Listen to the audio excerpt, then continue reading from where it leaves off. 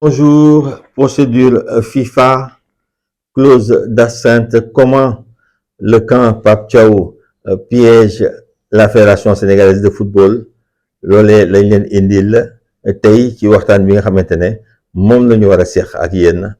Je suis très ravi de vous retrouver ce matin pour dire que bras de fer bi nga xamante ne mooy opposé Pape Thiaw ak Fédération sénégalaise de football dafa yegsi ci benn tournant technique juridique et technique boo xamante ne moom la ngeen bëgg a faram-fàcceel ci waxtaan bi nga xamante ne war nañ ko am ak yéen.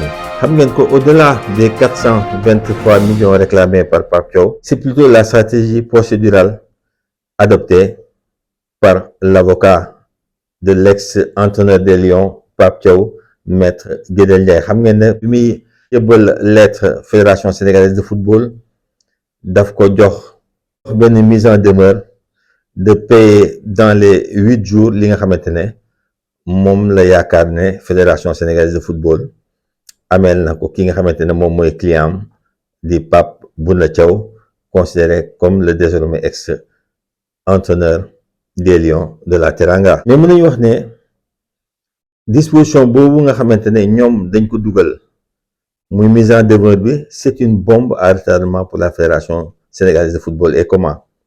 Parce que astreinte bi daf lay wax ne à partir du moment où délai de mise en demeure bi jeex na di nga fay pénalité pour chaque jour de retard. Loolee nag est-ce que arrangé na Fédération sénégalaise de football? Loolee nag dañ ko xam balaa mise en demeure boobu di jeex, parce que mu ngi en cours ba léegi.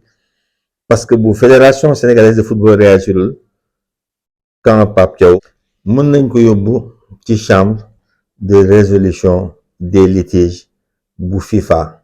maa ngi doon wax ci émission bi ma Asma mun invité woon que ne le litige concerne exclusivement Pape Thiaw ak État du Sénégal, mais que non, bi ñu gënee def gëstu dañuy wax ne la FIFA ne reconnaît que la Fédération sénégalaise de football comme employeur de Pape Bouna Thiaw. Foofee nag dañ leen expliquer comment ça marche, parce que chambre de résolution des litiges boobu bu jotee dossier bi am nañu 6 à 12 mois yoo xamante ne war nañu mën a trancher le dossier. Beaucoup disent que am nañu possibilité bloquer la nomination d'un nouvel entraîneur, mais étant entendu que délai yi 6 à 12 mois là, la FIFA ne peut pas donc bloquer la procédure de nomination d'un nouvel entraîneur à la tête des Lions de la Teranga.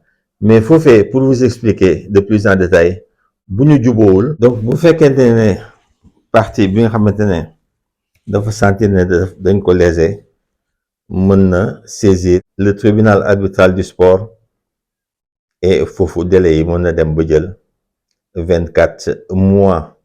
Est-ce que war nañu yegg foofu? C'est la grande question. Aujourd'hui, la Fédération sénégalaise, de mon point de vue, étant entendu que def na ay erreurs en signant à Pape Bouna Thiaw un contrat, pensant que c'est l'État qui allait approuver le dit contrat, et que État bi ne moom yoonam newu ci. Aujourd'hui, la Fédération est face à ses responsabilités, et de mon point de vue, il ne sert à rien de faire courir la montre, parce que tout simplement, non seulement il y a l'astreinte, pénalité boo xam ne da nga koy fay ci chaque jour boo xamante ne tardé nga pour fay li nga xam ne moom lay laaj, mais il faut aussi dans le fond que Fédération xool ndax li ko Pape Thiaw di toppee yëpp ndax am na, parce que am na ci yoo xamante ne bu fekkente ne newul ci contrat bi mooy le débour, loolu yëpp mën na contester. Mais pour man, de mon point de vue, war nañu mën a fay Pape Bouna Thiaw li nga xamante ne la leen di laaj, ñu passer à autre chose. Naka lañ koy fayee, yan procédure la ñuy utiliser, ndax dañ koy imposer, ndax am na loo xam ne war nañ ko imposer. Ndax gis nañu ne ci contrat bi salaire 30 millions net d'impôt la, loolu mënuñu ko laal, parce que impôt bi Fédération sénégalaise moom moo ko war a fay, maanaam l'employeur. Mais ak lu mënti nekk nañu dépasser cette question, fay ko li nga xamante ne moom mooy xaalisam, ñu passer à autre chose. Il y a énormément de choses qui sont devant. Il y a un enjeu majeur avec la reconstruction de cette équipe nationale du Sénégal, avec un nouvel entraîneur qui est déjà dont le nom circule.